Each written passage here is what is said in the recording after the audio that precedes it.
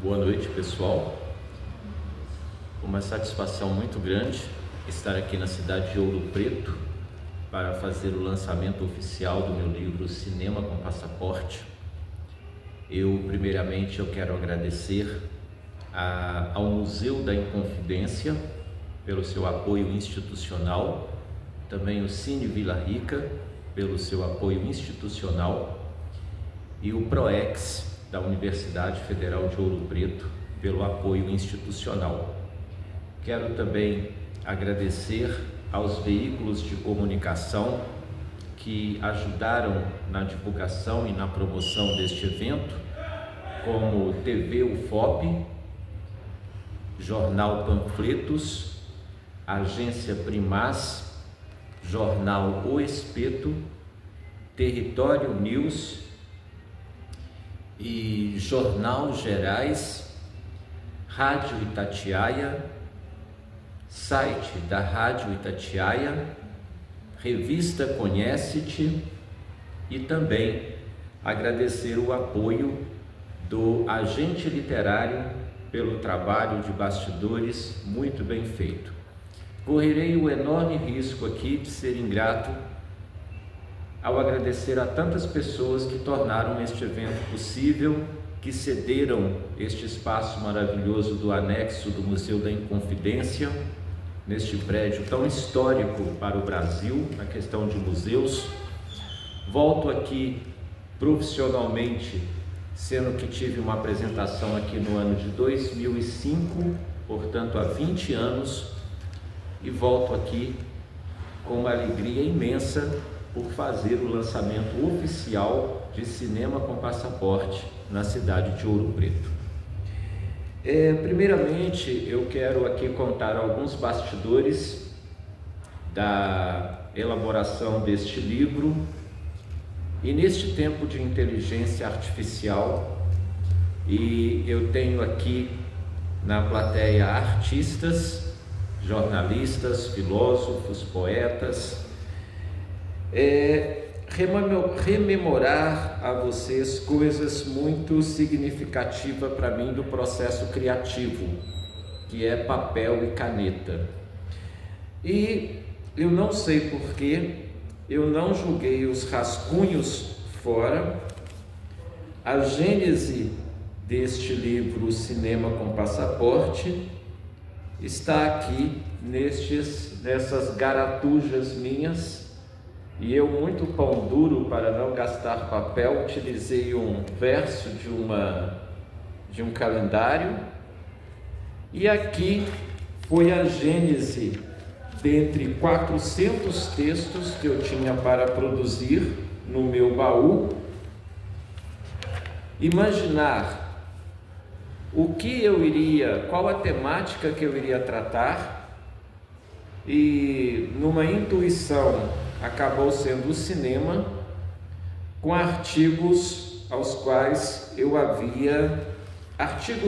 ensaios aos quais eu havia escrito já para uma revista cultural da cidade do Porto, de Portugal, chamada O Barrete. Então, nas minhas anotações, eu tinha exatamente 80 e tantos textos de cinema, e me vi como uma banda de rock, de pop rock, tendo que fazer um repertório com alguns textos. Pensei primeiramente em 35 textos, acabou ficando em 27 textos. Me doeu muito ter que cortar algumas análises que eu fiz, mas no todo, quando decidi que seriam estes 27 textos, não é um processo muito racional no conceito de obra, quando você vai elencar aquilo que será publicado, porque conta muito também aquilo que não é publicado, aquilo que fica de fora, não é? E na verdade, foi com muita satisfação que, passado alguns dias do lançamento, o livro teve uma pré-venda expressiva. Então, antes do lançamento aqui, eu já autografei dezenas, posso dizer centenas de livros para meus leitores do Brasil e de Portugal. A minha mão direita cansou estes dias, eu espero ter um pouco de folga nos próximos dias. E é muito jubiloso, é muito gostoso propor um livro que tem uma ressonância com relação ao público. Quando na capa eu citei filme cult, o que seria cult? Seria uma coisa restrita a poucos iniciados?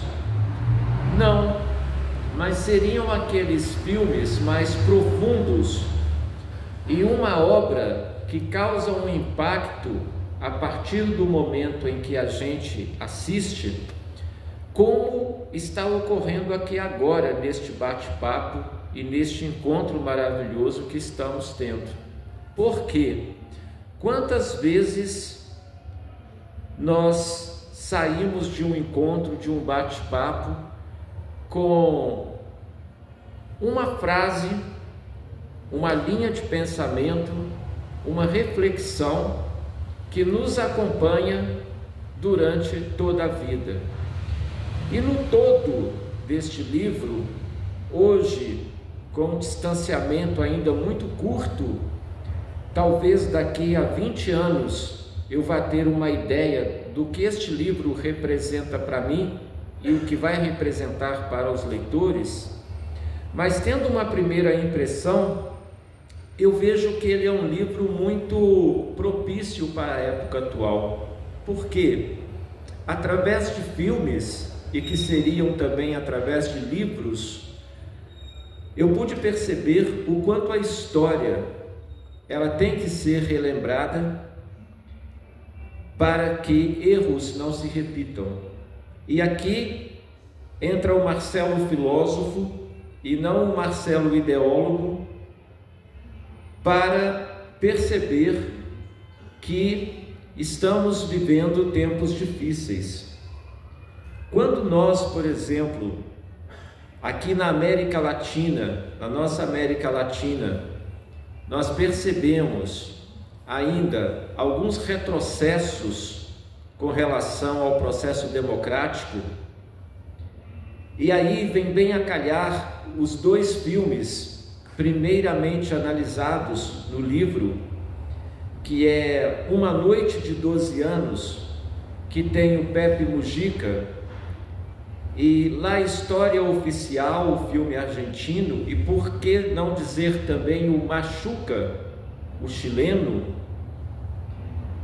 nós vamos observar o flagelo que foi a ditadura militar na América do Sul. E eu sempre faço este chamamento da diferença crucial entre a democracia e a ditadura. Que na democracia você pode pedir a ditadura, mas na ditadura você não pode pedir nada. Mas, lá no final também do livro, eu faço algumas análises de uma época em que eu, quando era criança, mesmo com as limitações de informação, morando numa cidade pequena, com poucos recursos, mas eu aprendi o que foi ou o que foram também a ditadura comunista, o bloco soviético, os países do leste europeu, e não à toa eu percebi que no meu processo de seleção entraram filmes poloneses como o Entre Frestas, que discorre sobre a Operação Jacinto, e depois de avaliar isto, eu tive um leitor que me fez uma crítica esta semana. Ele já leu o livro e ele disse: Marcelo, quando você analisa este filme Entre Frestas, foi um grande texto, um grande ensaio para a comunidade LGBT. Mas eu não queria soar panfletário. Eu acredito que eu consegui, eu não soei panfletário. Eu apenas percebi o óbvio.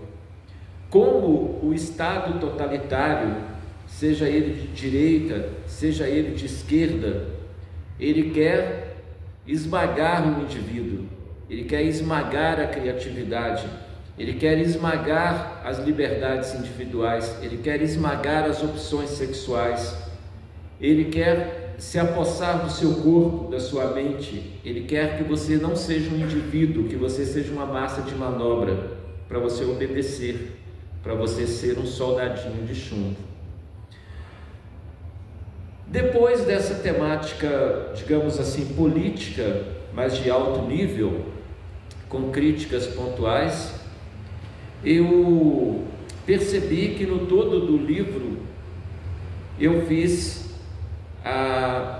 falando também sobre um outro flagelo na América do Sul, o Sendero Luminoso no Peru, com os atentados a bombas, atentados terroristas que aterrorizaram o Peru nos anos 80, eu parto para os Estados Unidos para tratar de filmes aos quais eu considero cult, mas que passou muito ao largo de abarcar todos aqueles que eu queria tratar, começando não pela ordem aqui, mas, por exemplo, já que eu falei também do bloco soviético nos anos 80, do impactante filme A Vida dos Outros, alemão, que fala sobre um artista, um dramaturgo, escritor alemão que teve a sua vida defasada e que, num gesto artístico de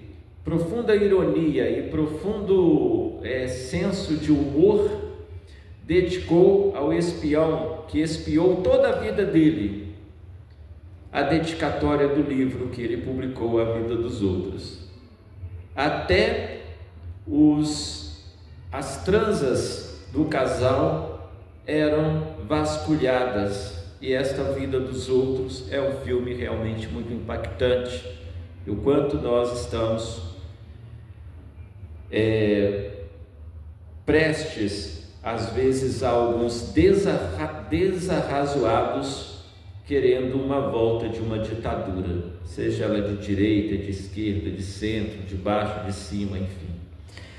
Falar também da inteligência artificial no filme 2001, Uma Odisseia no Espaço, quando o robô HAL, e tão atual, porque este filme é de 1969, um filme extremamente filosófico, e que em cada vez em que eu assisto, eu percebo uma camada diferente de reflexão, e o quanto nós estamos deixando a nossa inteligência em segundo plano para uma inteligência artificial. Já não sabemos escrever, já não sabemos pensar, já não sabemos falar, já não sabemos comandar, e cuidado, o HAL poderá se insurgir contra a gente. Outros filmes também, e também com uma camada muito literária e filosófica, como Dostoiévski, um filme mais brando como Noites Brancas, e também O Processo de Kafka com Orson Welles. Quantos de nós não passamos por aqueles roteiros do Processo do Franz Kafka? Sempre o inacessível, sempre nós batemos as portas do castelo e o castelo está fechado, invariavelmente fechado, e você tenta, o processo, você é processado, você não sabe por quê, por quem, qual o seu crime, você não tem direito à defesa. Todo este nonsense do Kafka, todo este nonsense que muitos de nós passamos, a burocracia, o excesso de burocracia, as portas que a gente tenta e não abre, o castelo está inacessível. Poderia falar aqui do filme muito impactante para mim, Festim Diabólico, do Hitchcock. O quanto nós, através de nossas leituras, filosofias, devemos não descambar os entendimentos do que é um super-homem, porque nós vivemos em comunidade, nós pertencemos e estamos inseridos num código moral, num código ético, num código relacional, e este filme traz uma deturpação das ideias do filósofo alemão Friedrich Nietzsche, não culpa do Nietzsche, obviamente, que é um gênio, mas de um leitor infeliz de Nietzsche, que quis ser o super-homem e conseguiu ser um assassino. Então, nesta viagem humilde que eu faço através de 27 filmes, a minha reverência ao cinema, porque de 18 livros publicados, porque eu me dei para publicar o 19º sobre cinema, foi prestar um tributo a estes grandes diretores, grandes atores que me marcaram em filmes onde eu tenho o costume de ser chato até com a minha esposa. Não sei se ela gostaria de assistir tantos filmes como a gente acaba assistindo, mas desde uma comédia até um filme de ação, até um drama, e principalmente nos dramas, o quanto eu aprendi sobre humanidade, o quanto eu aprendi através das imagens, as camadas de histórias que são escritas para que a gente leia, para que a gente aprenda, para que a gente vivencie. E já que eu vou falando e vou me lembrando, para nós escritores, a grande elegia de um filme que foi indicado ao Oscar, chamado Mank, que trata da vida do diretor Mank, do realizador Mank, e ali tem uma verdade inconteste. Quando falarem com vocês que a escrita está no fim, não há nada mais mentiroso do que isto. Por quê? Porque não existiriam filmes se não existissem roteiros, e roteiros são livros, são escrita.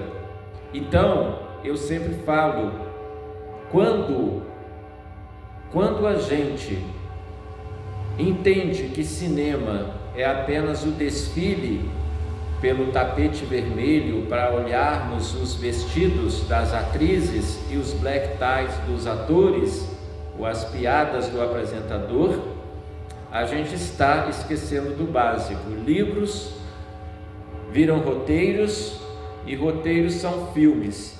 Sem enredo, sem história, isso não tem base, isto não tem um alicerce.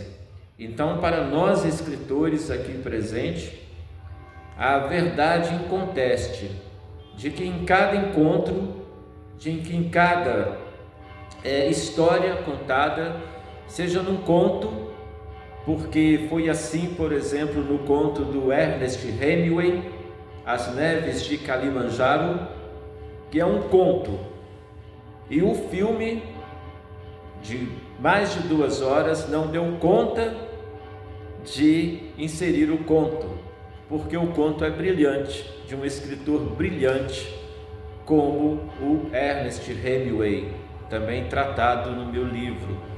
Tratado também no meu livro Fitzgerald, Com Suave à Noite. Foi o meu único senão, que na verdade não ficou realmente muito propício o filme com a obra em si. Mas o que eu estou falando do bojo e em tudo, o quanto é importante, pessoal, dos livros, das histórias, da frase, do parágrafo, da palavra, isto não só em prosa, mas isto em verso também, porque temos aqui 2 poetas. O quanto é importante nos expressarmos, e quando acreditamos que nada do que a gente faz não vai encontrar eco, lê do engano, encontra-se eco. encontra-se eco porque boas histórias marcam, boas histórias nos formam, boas histórias nos ensinam. Então, para finalizar, para dar a palavra a vocês, para o bate-papo ficar mais interessante, falar, e eu sempre repeti isso em algumas análises, que há filmes em que é interdito, é proibido você comer pipoca enquanto assiste a um filme. É um desrespeito. Você não pode assistir a um filme como Uma Noite de 12 Anos, um drama, comendo pipoca. Não dá. Você deveria comer fel, para você sentir o gosto do drama. Então, nestas reflexões que nos incomodam, que nos atormentam, que nos assombram, que nos reviram o estômago às vezes, o quão é importante com que a gente saia de um filme, uma pessoa diferente. E para que nem sempre os diretores mais bombados, às vezes com orçamentos limitados, às vezes com condições de trabalho limitados, eu faço aqui uma elegia aos meus amigos roteiristas e escritores de Hollywood, principalmente, que sempre estão na questão do sindicato lutando por melhores condições de trabalho e de visibilidade do que é merecido. Mas o que eu digo é o seguinte: o quanto nós devemos valorizar a essência, a palavra, o texto, aquilo que realmente vai encontrar eco no coração e na mente das pessoas. A estes diretores que estão contidos neste livro, que é um tributo humilde que eu faço, Cinema com Passaporte.